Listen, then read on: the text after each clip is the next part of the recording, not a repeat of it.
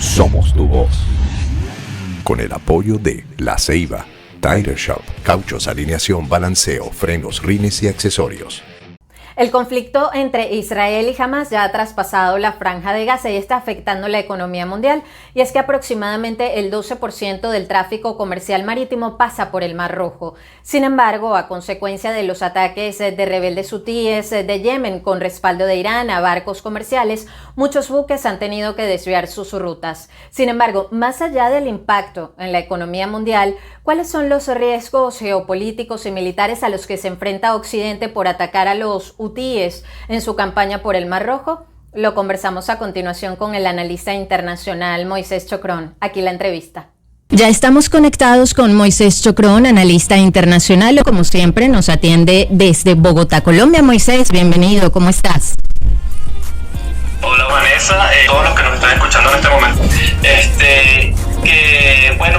La primera chocoterapia del año viene cargadita con 3 temas. Vamos a ver si nos da tiempo de abordarlos todos. Sí, porque ha estado pasando de todo, pero no sé si te parece si comenzamos en el medio o en el contexto del conflicto en el Medio Oriente, este tema que también ha empezado a acaparar la atención, lo que está sucediendo en el Mar Rojo, con esos combates. Además vemos como importantes empresas navieras petroleras han tenido que suspender los envíos de petróleo a través de esa ruta del Mar Rojo, a propósito de lo que está sucediendo con los hutíes. Primero, ¿cuál es la importancia de esa ruta y quiénes son los hutíes? Sí, bueno, el Mar Rojo en realidad no es en sí un estrecho, es un paso, digamos, es un paso alargado entre lo que sería el Mar de Suez y el estrecho de Bab el-Mandab, que es precisamente donde se encuentra el conflicto actualmente. Ese estrecho, digámoslo, bueno, para los que conocen un poco de geografía y de vías marítimas, es un poco como hablar de los estrechos de Turquía, ¿no? Del Bósforo y Dardanelo. Son 2 bocas de una misma ruta comercial. Lo mismo pasa con el Mar Rojo. Tiene 2 bocas, una al norte, que sería el Canal de Suez, y otra hacia el sur, que es el estrecho de Bab el-Mandab. Este segundo estrecho, el del sur, es precisamente el que se encuentra actualmente en conflicto, porque está dominado básicamente por las costas de Yemen, de Djibouti y también Somalia. Siempre ha sido noticia, la verdad, porque desde que Somalia es un estado fallido hace ya más de 10 años, más de 15 años, ha habido grandes ataques piratas a las rutas comerciales clásicas que se mueven por allí. Recordemos que este territorio que estamos hablando es la vía principal por la que recorren las mercancías y el petróleo desde Asia hacia Europa. Digamos que todo lo que sale de Singapur al sur de Asia también llega a los puertos, por ejemplo, en Génova, Italia, o en Rotterdam, Holanda.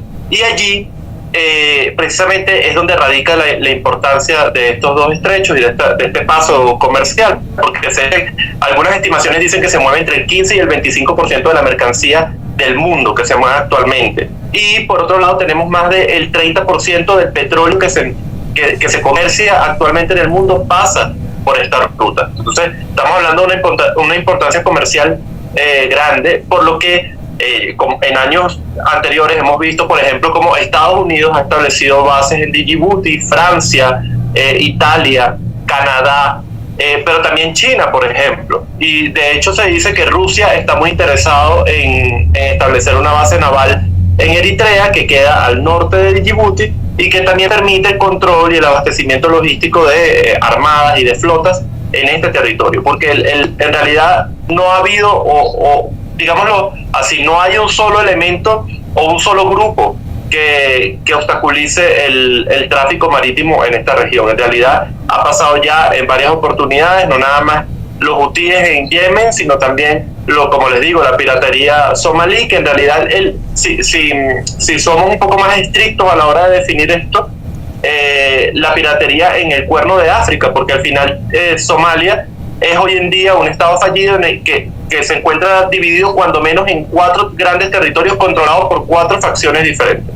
Es decir, a la hora de establecer de que una China, Estados Unidos, Rusia, Francia, Italia o Canadá quieran establecer un contacto, digamos, con un gobierno para por así decirlo, un gobierno somalí que le permita afrontar los retos de la piratería, en realidad se tiene que comunicar cuando menos con 4 autoridades diferentes y ninguna de ellas tiene verdadero control sobre el territorio.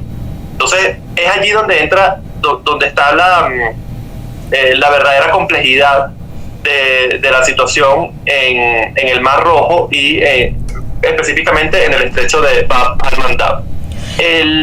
¿Por qué hoy en día se habla tanto de Yemen y de los hutíes?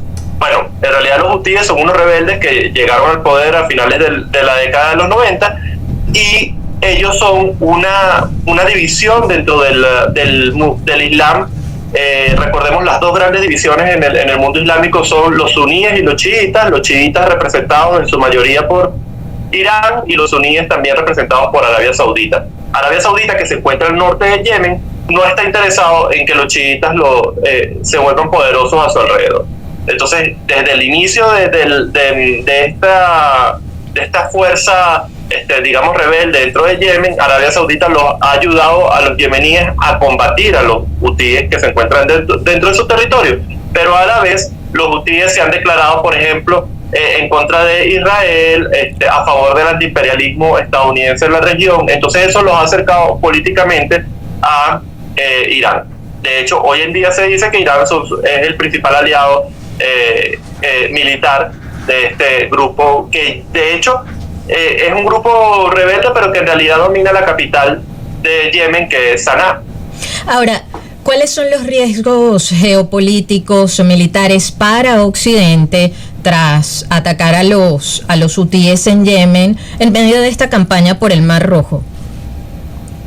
En realidad ellos no, digamos que nadie los atacaría porque han logrado dominar la capital de Yemen, es decir, ya desde hace un tiempo internamente ya se encuentra el conflicto estancado, ¿no? Pero al exterior nadie los hubiese atacado como pasó hace unas semanas con una fuerza conjunta entre Estados Unidos y el Reino Unido si ellos no hubiesen decidido los hutíes atacar a los buques mercantes que pasan por el Mar Rojo. Y esto se dio precisamente por las operaciones militares que está llevando a cabo Israel sobre la Franja de Gaza para exterminar al grupo terrorista Hamas. Entonces ellos, precisamente por esa afinidad ideológica entre los hutíes y Hamas, es porque los hutíes están atacando a los buques mercantes.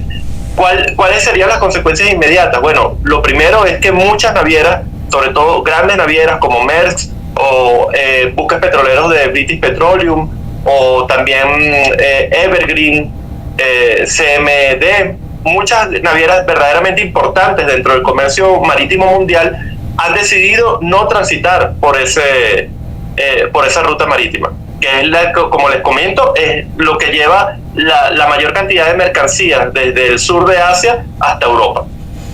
Esto tiene como consecuencia, primero, que tendrían que bordear, para hacer la misma ruta y bordear todo el continente africano, el tránsito de estos buques se alarga 26 días.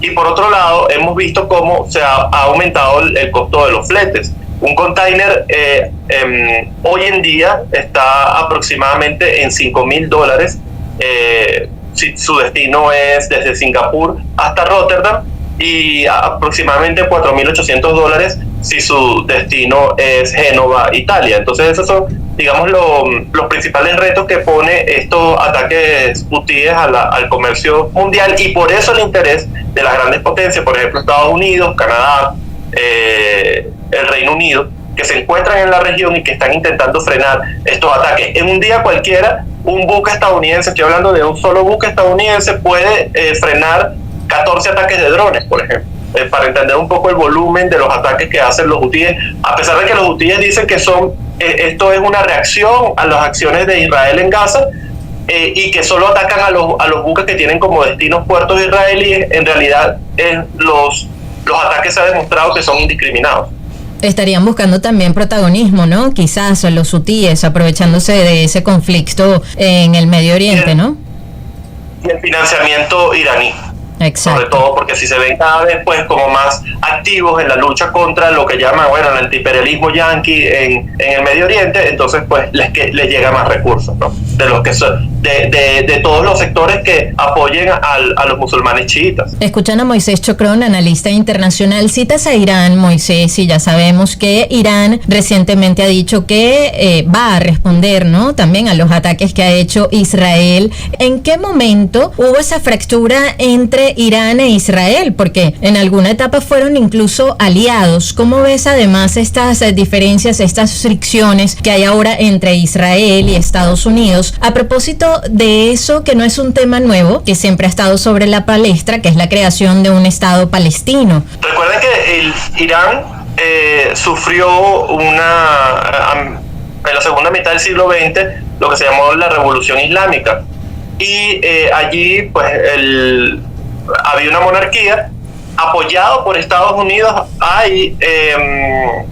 Sucede un golpe de Estado, es decir, Estados Unidos apoyaba a la monarquía, pero no fue un apoyo tan contundente como para mantenerlos en el poder. Ocurre la Revolución Islámica y llega al poder el ayatolá. Entonces Jamenei, después Khomeini, actualmente Khomeini, y ellos además tienen un presidente. Hay una autoridad islámica religiosa que es el jefe del Estado, y por debajo estaría el gobernante, el presidente, que recordemos uno tristemente célebre, Ahmadinejad, que tenía un acercamiento con el gobierno de Venezuela y otros gobiernos en el mundo. Siempre los malos, siempre, para entenderlo, siempre se juntan los malos, porque uno no entiende cómo hay gente que puede defender las actitudes tan temerarias y forajidas como las de Corea del Norte o como las de Irán, o incluso las venezolanas cuando han sido declaraciones de llamados al conflicto, ¿no?, llamados a la guerra. Entonces, en este caso, pues volviendo al caso de Irán, desde la conformación del Estado de Israel y una vez realizada la Revolución Islámica, los que llegan al poder en Irán se declaran anti-imperialistas y anti-estadounidenses, pues ocurre una ruptura total con Israel, que es el principal socio, no comercial, pero sí el principal socio estratégico de Estados Unidos en la región. A partir de ese momento, pues Irán como política exterior tiene, de hecho lo ha dicho muchas veces, que Israel no debería existir como Estado. Entonces, si esa es la política de un Estado, si esa es la política exterior de ese Estado, pues no se puede esperar que haya ningún tipo de acercamiento. Es más, no hay ningún tipo de diálogo. Si hay un diálogo, es el diálogo militar. Es decir, Irán ya ha dicho, pues Israel ataca las posiciones de Irán, por ejemplo, en Irak, e Irán hace lo mismo, ¿no? Es decir, se entienden, pero por la vía militar. ¿Por qué se dan estos ataques? Precisamente porque Irán apoya a los hutíes en Yemen y Israel está tratando de contrarrestar la fortaleza militar de Irán fuera de Irán. Recordemos que este grupo que normalmente se le conoce como los Quds, no sé si recuerdan, hace 2 años, cuando precisamente en enero muere por un atentado estadounidense el jefe de este grupo, pero es que este grupo, el Quds, es precisamente el grupo militar de la Revolución Islámica que hace operaciones fuera de Irán. No nada más en el Medio Oriente, pero la gran mayoría de las operaciones que realiza esta fuerza es dentro del Medio Oriente. Entonces, Israel básicamente lo que está tratando de hacer es debilitar la influencia militar de Irán fuera de Irán. Moisés, y les reitero que escuchan a Moisés Chocrón, analista internacional. Como el tiempo va corriendo, me meto en Honduras en otro tema, a propósito de lo que está sucediendo en los Estados Unidos, ¿no? Ya vimos que Ron DeSantis anunciaba que se retiraba de esa carrera por convertirse en el candidato de los republicanos para las presidenciales de este año en los Estados Unidos. ¿Cómo ves el panorama en ese país, ¿no? Porque todo parece indicar que Trump, en caso de ser el candidato de los republicanos, sería el favorito. ¿Crees incluso que de extenderse este conflicto en el Medio Oriente, y Trump llegue al poder, haya un giro en cuanto a la posición y el apoyo de los Estados Unidos, pese a que ya hay diferencias, ¿no? Sobre todo lo que está ocurriendo en la Franja de Gaza entre Estados Unidos e Israel. ¿Qué crees también que pudiese pasar en el caso venezolano? Porque, y lo hablábamos hace algunos días, sabemos que Donald Trump fue el gran impulsor de las sanciones contra el gobierno venezolano. ¿Crees que se mantenga firme ahí? ¿O que el Donald Trump que viésemos en caso de que vuelva a ganar las elecciones presidenciales sea diferente al que ya vimos una vez? Bueno, empecemos por estas dos últimas preguntas. Donald Trump sería otra vez el de todas las opciones sobre la mesa, porque al final creo que más que acciones fue su discurso, ¿no? Durante sus años de gobierno, él pues reconoció a Juan Guaidó como presidente interino de Venezuela, continuó con la vía de las sanciones que en realidad empezó Barack Obama, es decir, en un gobierno demócrata fue cuando empezaron las sanciones al gobierno de Nicolás Maduro. Y luego, pues Donald Trump lo que aseguró fue que todas las opciones estaban sobre la mesa, pero no se vio realmente cuáles eran estas acciones en concreto. Ahora, ¿podría Donald Trump endurecer nuevamente la política hacia Venezuela? Yo creo que sí. Si llegara a la presidencia es probable, sobre todo porque el acercamiento que se ha visto desde el gobierno de Joe Biden con el tema de la negociación de los diferentes presos a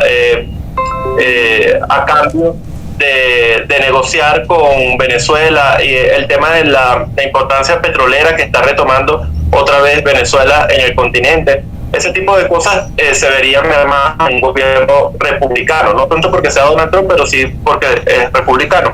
En el caso, y volvemos al Medio Oriente, yo creo que el principal impacto de un futuro gobierno de Donald Trump implica un mayor apoyo a Netanyahu. Ellos han sido muy próximos en los años de gobierno de Donald Trump. Netanyahu se acercó mucho a los Estados Unidos. Sin embargo, la cercanía de Estados Unidos a Israel es estructural. No quiero decir con esto que no depende del primer ministro de turno en Israel. Es decir, es un aliado importante para los Estados Unidos en la región, así como también son los saudíes, por ejemplo. No se trata de un tema religioso, se trata de un tema práctico. Y esto no quiere decir que Estados Unidos dejaría de apoyar a Israel o apoyaría con más fuerza a Israel, pero sí apoyaría quizás con más contundencia a lo interno el gobierno de Netanyahu, que en este momento, y como ha pasado cuando menos en el último año y medio, se ha visto bastante atacado precisamente por la reforma judicial que estaba tratando de llevar a cabo Netanyahu dentro de Israel, para él mismo no ser juzgado por crímenes de corrupción. Digamos que esa sería la lectura o las conclusiones a las que podríamos llegar en un futuro gobierno de Donald Trump.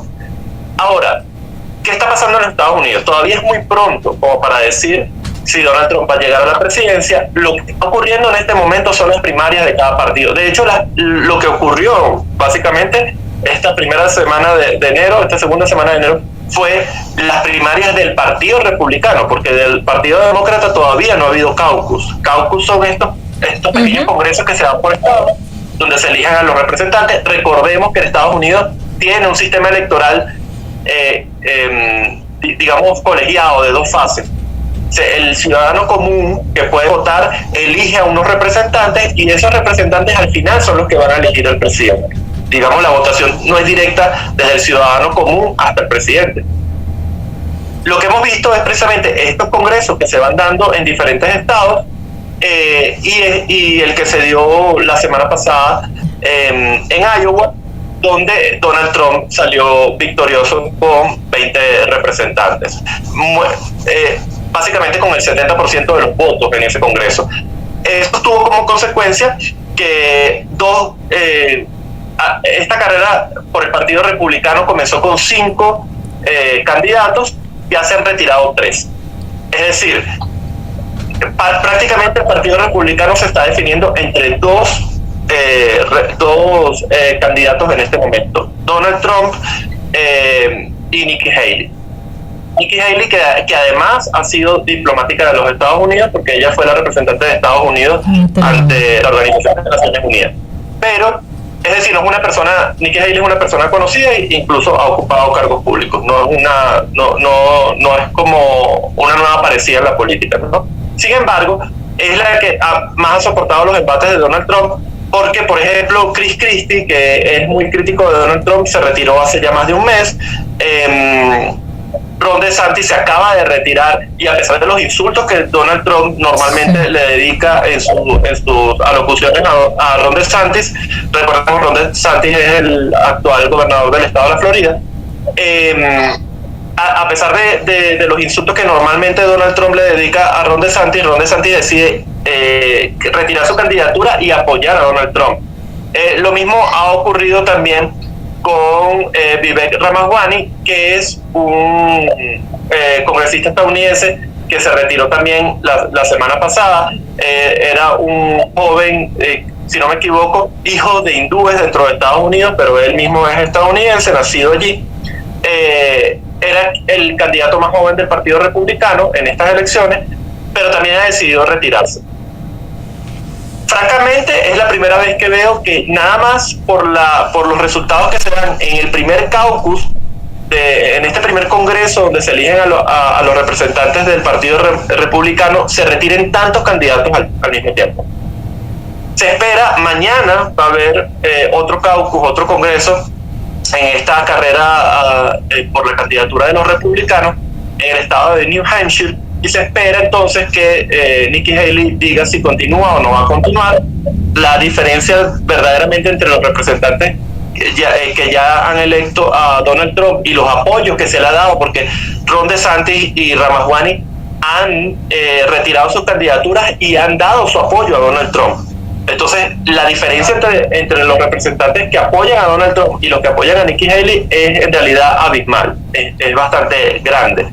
Pero ahora que ella es la única opción dentro del Partido Republicano que está haciendo, digamos, contrapeso a la figura de Donald Trump, habría que ver hacia dónde se decantan los electores, ¿no? Y esto lo vamos a ver, por ejemplo, el día de mañana, cuando se lleve a cabo el caucus en New Hampshire. Pero también hay que tomar en cuenta que la mayoría de los estados no se van a definir ni siquiera dentro de enero. Es para el 5 de marzo cuando se espera que la mayoría de los estados, lo que llaman el super martes, donde se llevan a cabo en un solo día un caucus en más de 15 estados en Estados Unidos. Entonces, para el 5 de marzo es que en realidad podemos conocer los números de quienes apoyan a Donald Trump y quienes estarían dispuestos a apoyar a Nikki Haley, por lo que desde mi perspectiva una retirada apresurada de Nikki Haley sería muy temprano y un error político, porque ella todavía está por ver, digamos, dentro del Partido Republicano cuántas personas la apoyan. Escuchan a Moisés Chocrón, analista internacional. Ya para concluir, Moisés, porque bueno, en medio de todo lo que está ocurriendo, algunas encuestas ya se han lanzado, ¿no? Para ver qué pasaría en caso tal de que los candidatos a la presidencia de los Estados Unidos fueran Donald Trump y Joe Biden. Y apuntan a que va ganando ahí la carrera Donald Trump. ¿A qué crees tú que obedece ese fenómeno, esa popularidad que tiene Donald Trump, pese a tantos frentes judiciales que tiene abiertos, tantas denuncias, tanta polémica, pasando además por el asalto al Capitolio? ¿A qué crees que obedece ese fenómeno, esa popularidad con la que goza hoy por hoy todavía Donald Trump? El sistema democrático estadounidense está sufriendo un deterioro, y ese deterioro no es institucional, porque lo hemos visto durante las elecciones. En realidad no se pudo demostrar un solo fraude. Cada partido, por así decirlo, como institución, también está llevando a cabo un proceso interno democrático, pero hay una descomposición, por así decirlo, social con respecto a la democracia, ¿no? Cómo el ciudadano común en los Estados Unidos ve al sistema democrático, cada vez confiando más en personas con mayores, digamos, características autoritaristas. Donald Trump se ha vendido a sí mismo siempre como un candidato outsider, ¿no? Alguien que no viene de la política, alguien que sí es conocido porque por la vía de los negocios siempre ha sido famoso, pero que no pertenece a la élite política. Sin embargo, pues todos sus contrincantes sí pertenecen a la élite política. Nikki Haley, como les dije, fue representante de los Estados Unidos ante la ONU. Joe Biden que antes de ser presidente fue vicepresidente de Barack Obama y antes de eso fue congresista por más de 20 años en los Estados Unidos. Es decir, básicamente él ha forjado una imagen en la que es un paladín antipolíticos. En esto se podría parecer, su propaganda política se podría parecer un poco a la de Milei en Argentina, sin hacer, digamos, sin estirar mucho esta comparación. Pero, básicamente, la misma pregunta que me estás haciendo tú es la que yo me estoy haciendo desde hace tiempo. ¿Por qué, a pesar de todos los juicios y las acusaciones que tiene Donald Trump encima, por qué los estadounidenses todavía tienen tanto apoyo hacia él? ¿Por qué tantos le creen? Y esto incluso es más asombroso porque Donald Trump nunca se ha presentado cuando menos en estas primarias que se está llevando a cabo, a ninguno de los debates con los demás candidatos republicanos, y está ganando dentro del Partido Republicano. Entonces, como fenómeno político y social es increíble, no hay manera de explicarlo con una sola teoría. Pero sigue siendo una figura controvertida, quizás un poquito, y discúlpenme que haga la comparación, pero un poquito como Madonna, ¿no? No importa que hablen mal, pero que hablen, ¿no? Y que constantemente está en los medios de comunicación. Eso también es muy buena publicidad y no es paga. Es decir, precisamente quizá todas estas acusaciones, dicho sea de paso, ya cuando menos la de acoso a una mujer, ya Donald Trump es culpable, es decir, fue juzgado. Hoy en día las acusaciones que se le están haciendo son por otras cosas, como por ejemplo el asalto al Congreso, haber maquillado las cifras de su economía personal para pagar menos impuestos. En algunos momentos la maquilló hacia abajo para pagar menos impuestos y en otros momentos la maquilló hacia arriba para hacer ver que él era como el empresario más importante de los Estados Unidos y el más exitoso, ¿no? Entonces, estos juicios todavía están llevándose a cabo, pero ya cuando menos el de acoso, que fue resuelto el año pasado, el fallo fue en contra de Donald Trump y tuvo que pagar para resarcir, ¿no? Pues su delito. Ahora, Donald Trump contra Biden, si el resultado, ¿no? Porque todavía no hemos visto ni siquiera las primarias de los demócratas, pero